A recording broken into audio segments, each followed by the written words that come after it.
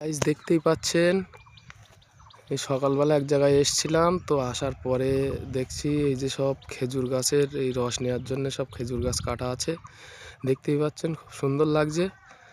তো এই ছোট বড় সব রকম গাছ আছে। আর দেখুন এইসব চারিদিকে সব মোটামুটি এইখানেই সম্ভবত এই খেজুর গাছের রসের চাষটাই বেশি হয় এখানে। দেখুন এইসব ভাট টাঙানো আছে। এই যে এবার এটাকে কে কি বলেন আমি জানি না, তবে আমাদের এদিকে ভাড়ই বলে। তো যাই হোক, মোটামুটি খুব সুন্দর লাগছে দেখতে। দেখুন, আর সবচেয়ে বড় বিষয় হচ্ছে শরীরটা ততটা ভালো না, শরীরটা প্রচণ্ড পরিমাণে খারাপ করেছে। তো সেই জন্যে মোটামুটি ভিডিও দিতে একটু অসুবিধা হচ্ছে। দেখতেই পাচ্ছেন এ সাইডে খুব সুন্দর দেখাচ্ছে। দেখুন এটা হচ্ছে এই যে ভাট টাঙানো আছে।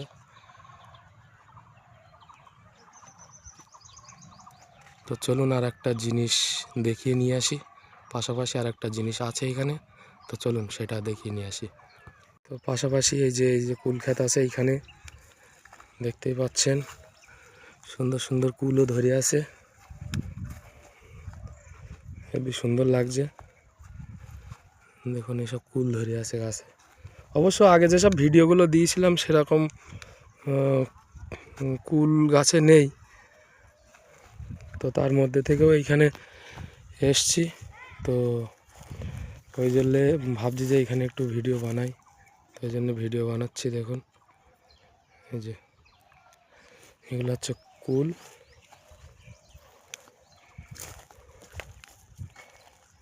এই যে এই সাইডে বেশি বাগানটা খুব একটা বেশি বড় না, ছোট বাগান।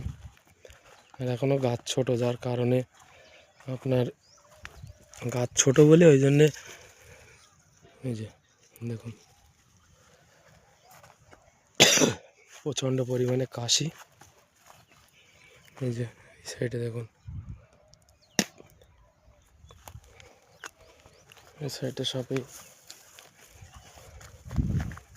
যে কুল ধরে আছে। আগে যেসব ভিডিওগুলো দিয়েছি আপনারা সব দেখেছেন কম বেশি, মানে ওই রকম মোটা মোটা কুল নেই এখানে, হালকা পাতলা কুল আছে। এই যে ধন্যবাদ সবাইকে। বন্ধুরা দেখতেই পাচ্ছেন আমাদের এই দয়াল সাধু যাচ্ছে এখন মোটামুটি কাঠ ববে।